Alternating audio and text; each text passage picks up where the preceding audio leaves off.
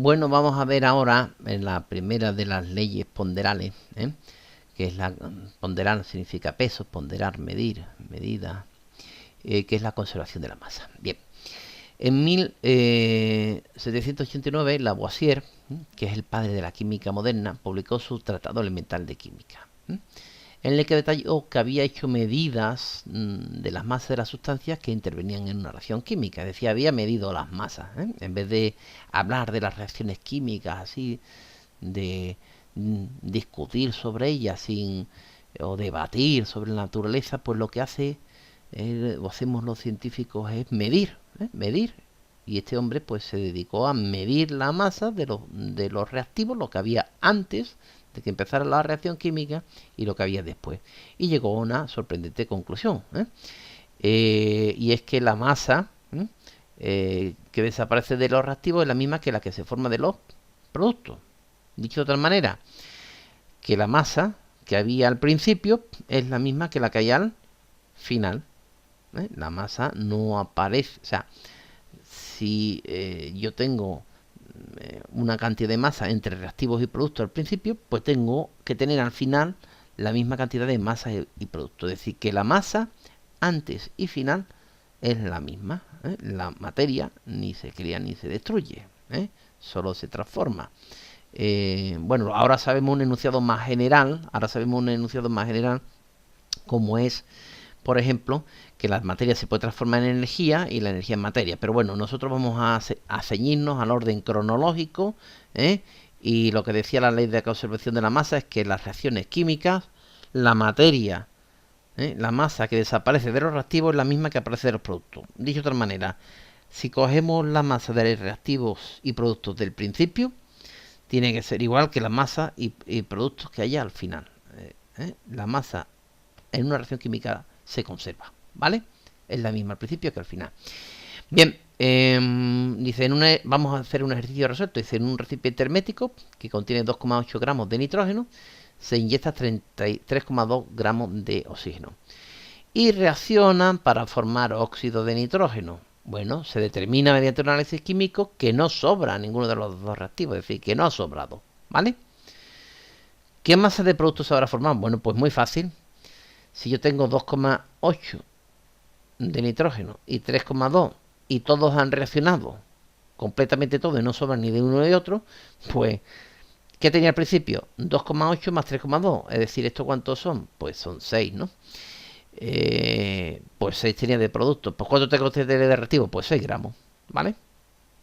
Pues ya está. 2,8, 3,2, 6 gramos de óxido de nitrógeno. Hombre, hay otras reacciones en que en otras sustancias, pues por ejemplo, 2,8 no reaccionan exactamente, sino que sobra algo de esta. Entonces, lo que hay que hacer es sumar lo que tengo al principio y sumar las masas que tengo al final. En este caso, hay una reacción completa, hay una reacción total, vamos, no hay exceso de sustancias, están ajustadas de manera que 2,8 gramos pues reaccionan exactamente con 3,2. Pero ¿qué habría pasado, por ejemplo, si yo hubiera tenido aquí 3 gramos de sustancia? Pues lo que habría pasado es que 2,8 hubieran reaccionado con 3,2, pero habrían sobrado aquí 0,2 gramos. ¿De acuerdo? Con lo cual al final lo que tendría yo sería 6 gramos de óxido de nitrógeno más 0,2 gramos de nitrógeno que no habría reaccionado. Es decir, porque el nitrógeno se encontraba en exceso. Eso se dice en exceso. ¿Me entiendes? ¿De acuerdo? O sea, aquí ha reaccionado exactamente 2,8 con ¿quién? Con 3,2. Pero si hubiera habido, por ejemplo, 3, pues la reacción química que habría tenido lugar sería 2,8 con 3,2, pero de aquí además habrían sobrado 0,2 que no han reaccionado, ¿vale? Bien, pero aquí más fácil. Aquí tenemos 2,8 que reacciona exactamente con 3,2, pues ya está, pues 6, ¿de acuerdo?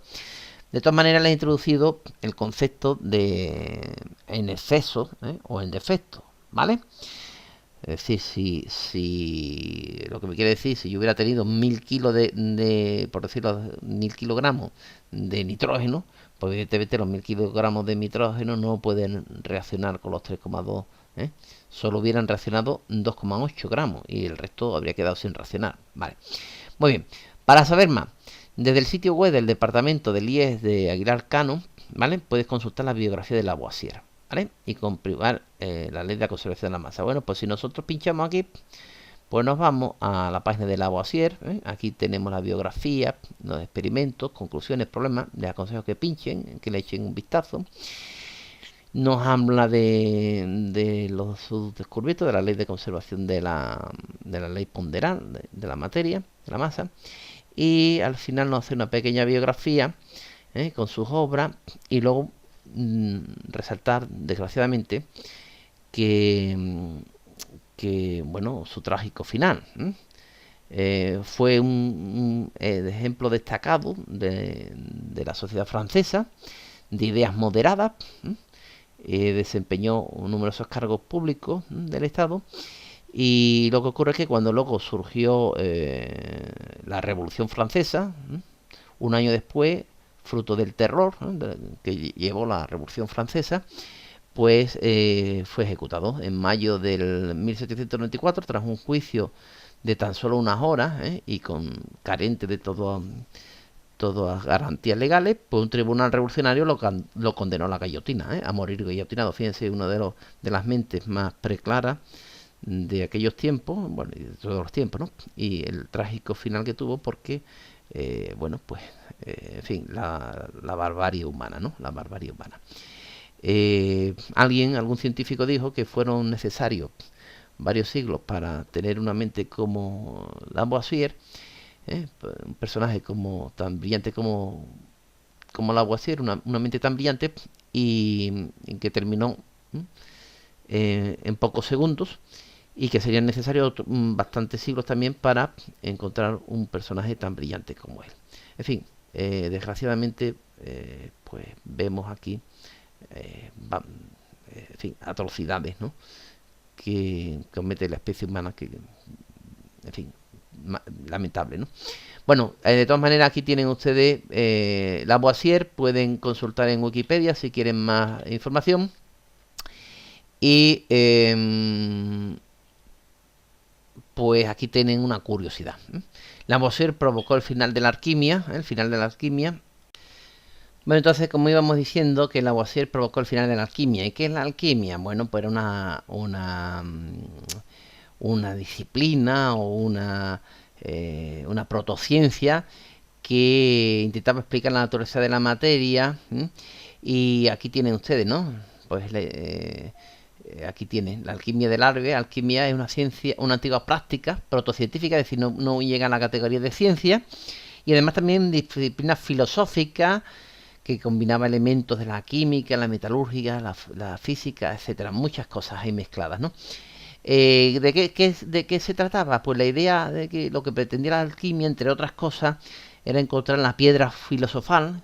¿Y qué era esa piedra filosofal? Pues la piedra filosofal era una sustancia mágica que permitía la vida eterna, la eterna juventud, también que era posible la transmutación de cualquier sustancia en oro, es decir, cualquier cosa que yo tocara, pues podía transmutarla en oro. Pues imagínense ustedes, ¿no?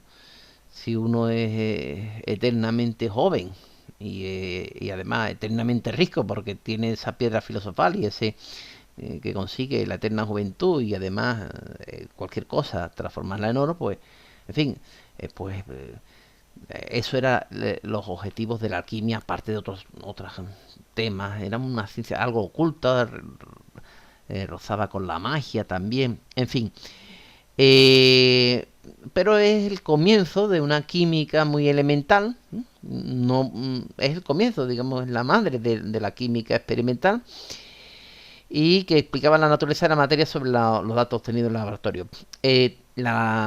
Lavoisier terminó, por tanto, con 2500 años de trabajo en busca de la piedra filosofal y de la transmutación de los metales en oro. Bien, uno de los alquimistas más famosos fue Nicolas Flamel, del siglo XIV, e incluso se ha convertido en uno de los personajes de Harry Potter, la piedra filosofal. Bien, bueno, simplemente esos títulos de curiosidad. Ustedes pinchan si quieren y ya tienen aquí más datos sobre la alquimia, sus pretensiones, su desarrollo, la astrología, en fin.